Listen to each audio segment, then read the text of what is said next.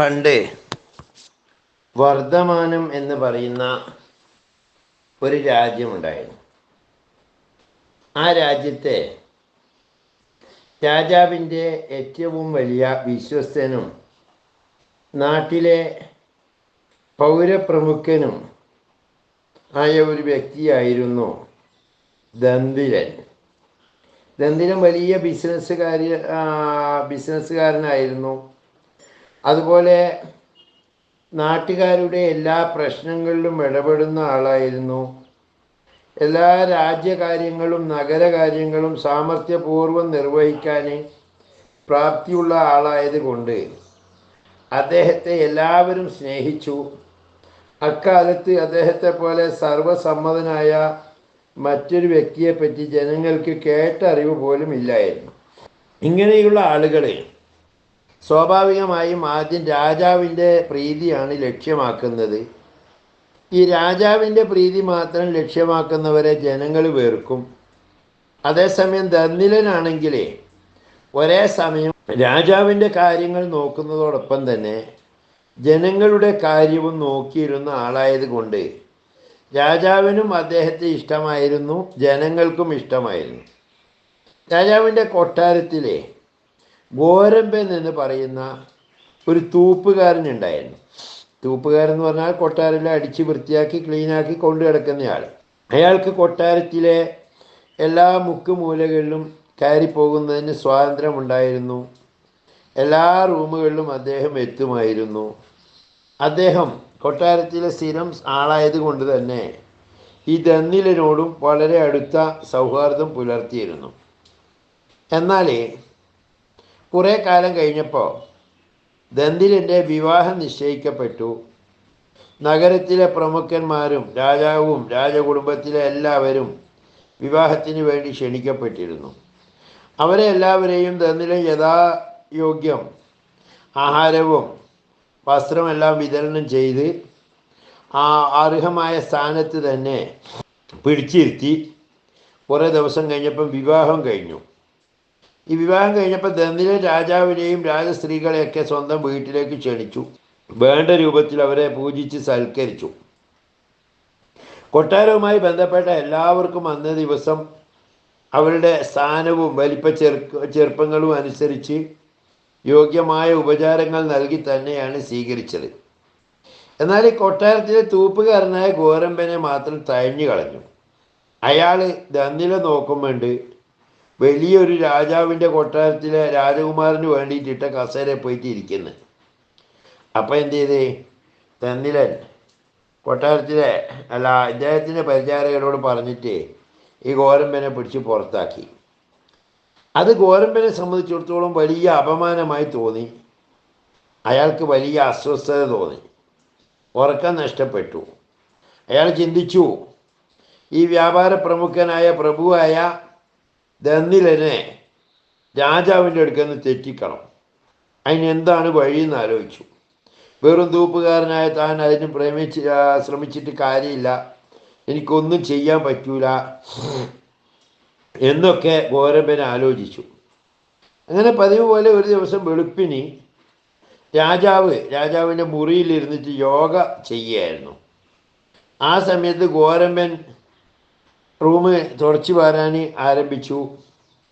ഏകദേശം രാജാവിൻ്റെ അടുക്കലെത്തിയപ്പോൾ രാജാവ് കേൾക്കാൻ വേണ്ടി ഇങ്ങനെ വിളിച്ചു പറഞ്ഞു, ദന്തിലൻ്റെ അഹങ്കാരം വല്ലാതെ കൂടുന്നു, രാജ്ഞിയെ അയാൾ ഇതാ കെട്ടിപ്പിടിക്കുന്നു എന്ന് പറഞ്ഞു.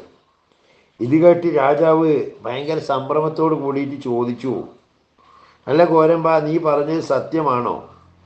ഇവിടുത്തെ രാജ്ഞിയെ ദന്തിലൻ കെട്ടിപ്പിടിച്ചോ? ഗോരമ്പൻ പറഞ്ഞു, രാത്രി മുഴുവൻ ചൂതി കളിച്ചുകൊണ്ടിരുന്നതുകൊണ്ട് ഞാൻ എന്തോ ഉറക്കപ്പിച്ച് പറഞ്ഞതാണ്, എന്താ പറഞ്ഞതെന്ന് എനിക്ക് ഓർമ്മയില്ല എന്ന് പറഞ്ഞു. രാജാവിന് ഇത് കേട്ടപ്പം ഭയങ്കര വിഷമമുണ്ടായി. അദ്ദേഹം ചിന്തിച്ചത് ഇങ്ങനെയാണ്, ഇവൻ കൊട്ടാരത്തിൽ എവിടെയും പ്രവേശിക്കാൻ സ്വാതന്ത്ര്യമുള്ള ആളാണ്. അതുകൊണ്ട് ദന്തിലൻ എന്തെങ്കിലും രാജ്ഞിയെ കെട്ടിപ്പിടിക്കുന്നത് അയാൾ കണ്ടിരിക്കും. പകല് കാണുന്നതും കേൾക്കുന്നതും ഒക്കെയാണ് രാത്രിയിൽ സ്വപ്നത്തിൽ കണ്ട് പറയാറുള്ളത്. ശുഭമായാലും പാപമായാലും ഒരുവൻ ഗാഢമായി ഹൃദയത്തിൽ എന്തെങ്കിലും ഒളിപ്പിച്ചു വെച്ചിട്ടുണ്ടെങ്കിലാണ് മദ്യം കുടിച്ച് മത്തായാലും സ്വപ്നത്തിലെ വാക്കായും പുറത്തു വരുന്നത്. മാത്രമല്ല, ഈ സ്ത്രീകളുടെ മനസ്സ് എപ്പോഴാണ് മാറുകയെന്ന് പറയാൻ പറ്റൂല. രാജാവിൻ്റെ ഹൃദയം കോപം കൊണ്ട് വിറച്ചു. സ്ത്രീകളെ ദുഷിച്ച് പറഞ്ഞിട്ടുള്ള പലരുടെയും വചനങ്ങളെല്ലാം പ്രമാണമാണെന്ന് അദ്ദേഹത്തിന് തോന്നി. സ്ത്രീയുടെ പുഞ്ചിരിക്ക് പിന്നിൽ ഒളിച്ചിരിക്കുന്നത് ചതിയാണ്. ഏത് സ്ത്രീയിലും ഒരു ദേവദാസി ഹൃദയം പേറുന്നവളാണ്. അഗ്നിയെപ്പോലെ കിട്ടുന്നതെല്ലാം ആവാഹിച്ചെടുത്ത് കത്തിച്ച് ചാമ്പലാക്കും. എത്ര നദികൾ ഒഴുകിച്ചേർന്നാലും സമുദ്രത്തിന് പൂർണ്ണ തൃപ്തിയല്ല. എത്ര ആളുടെ പ്രാണനെടുത്താലും യമന് വിരക്തിയില്ല. വെറുതെ അല്ല നാരദ മഹർഷി സ്ത്രീകൾ സതി അനുഷ്ഠിക്കണമെന്ന് പറഞ്ഞത്. അങ്ങനെയൊക്കെയായി രാജാവിൻ്റെ ചിന്തകൾ. ഇങ്ങനെ പല ചിന്തകൾ ചിന്തിച്ചുകൊണ്ട് രാജാവിൻ്റെ മനസ്സിൽ ഈ ഗോരമ്പൻ്റെ വാക്കുകൾ അലിയാത്ത ലോഹ കഷ്ണം പോലെ ഹൃദയത്തിൽ അസ്വസ്ഥത ഉണ്ടാക്കിക്കൊണ്ടിരുന്നു. അതോടൊപ്പം തന്നെ ഈ ദന്തിലൻ്റെ പ്രവൃത്തികൾ രാജാവിന് ഭയങ്കര അലർച്ചയും അകൽച്ചയും വെറുപ്പും സൃഷ്ടിച്ചു. അങ്ങനെയാണ് നമ്മളൊരു സുഹൃത്തുമായിട്ട് പിണങ്ങിക്കഴിഞ്ഞാൽ നമ്മൾ ചെയ്യുന്നതൊക്കെ അയാൾക്ക് കുറ്റമായിട്ട് തോന്നും. രാജാവിന് അയാളോട് തീരെ ഇഷ്ടമില്ലാതായി. രാജാവ് അധികാര സ്ഥാനങ്ങളിൽ നിന്നെല്ലാം തന്നെ ദന്തിലനെ മാറ്റി നിർത്താനും തുടങ്ങി. ദന്തിലൻ മനസ്സിലാക്കി രാജാവിന് എന്തോ അനിഷ്ടം തന്നോട് തോന്നിയിരിക്കുന്നു. അയാൾ അതിയായ ദുഃഖത്തോടു കൂടി ചിന്തിച്ചു, രാജാവിന് എന്നോട് എന്തോ വെറുപ്പുണ്ട്. കാക്കയ്ക്ക് എവിടെ വൃത്തി? ഏത് സ്ത്രീക്കാണ് പൂർണ്ണ തൃപ്തിയുള്ളത്? ചൂതി കളിക്കാരന് എങ്ങനെ സത്യം പരിപാലിക്കാനാവും? സർപ്പത്തിന് എവിടെ ക്ഷമ? നപുംസകത്തിന് എവിടെ ധൈര്യം? മദ്യവനെന്ത് തത്വചിന്ത? രാജാവിന് ആരോടെങ്കിലും സൗഹാർദ്ദം ഉണ്ടാവുമോ എന്നൊക്കെ ദന്തിലൻ ചിന്തിച്ചു. രാജാവ് ഇത്ര കുലീനനും ഉന്നതനുമായാൽ പോലും യാതൊരു പ്രയോജനവും ലഭിച്ചില്ലെങ്കിൽ പ്രജകൾ ഉപേക്ഷിച്ചു പോകും. ഉണങ്ങിയ മരത്തെ പക്ഷികൾ ഉപേക്ഷിച്ചു പോകുന്നത് പോലെ. ആനുകൂല്യങ്ങളും നല്ല വാക്കുകളും കൊണ്ട് പ്രസന്നത കാട്ടുന്ന രാജാവ് ശമ്പളക്കാര്യത്തിൽ ലോപം കാട്ടിയാലും സേവകർ അവരെ പിരിഞ്ഞു പോകില്ല. ദിവസങ്ങൾ കടന്നുപോയി. നിത്യവും അകത്തെ ആളായിരുന്ന ദന്തിലൻ ഒരു ദിവസം കൊട്ടാരത്തിൻ്റെ വാതിൽക്കൽ വെച്ച് പരിചാരകർ അദ്ദേഹത്തെ തടഞ്ഞു. ചെറിയ കശപിശയൊക്കെ ഉണ്ടായി. ഇത് കാണാൻ കൊട്ടാര വാതിൽക്കൽ എത്തിയ ഗോരമ്പൻ അവരോട് കാവൽക്കാരനോട് പറഞ്ഞു, ആ കാവൽക്കാരാ, ദന്തില രാജാവിൻ്റെ അടുത്ത ആളാണ്, സൂക്ഷിക്കണം. രക്ഷിക്കാനും ശിക്ഷിക്കാനും ഒക്കെ അധികാരമുണ്ട്. അയാളെങ്ങാനും തടഞ്ഞാലുണ്ടല്ലോ എന്നെ ചെയ്തതുപോലെ നിങ്ങളെയും കഴുത്തിന് പിടിച്ച് തള്ളും എന്ന് ഗോരമ്പൻ പറഞ്ഞു. അത് കേട്ടപ്പോൾ ബുദ്ധിമാനായ ദന്തിലന് ഒരു കാര്യം മനസ്സിലായി.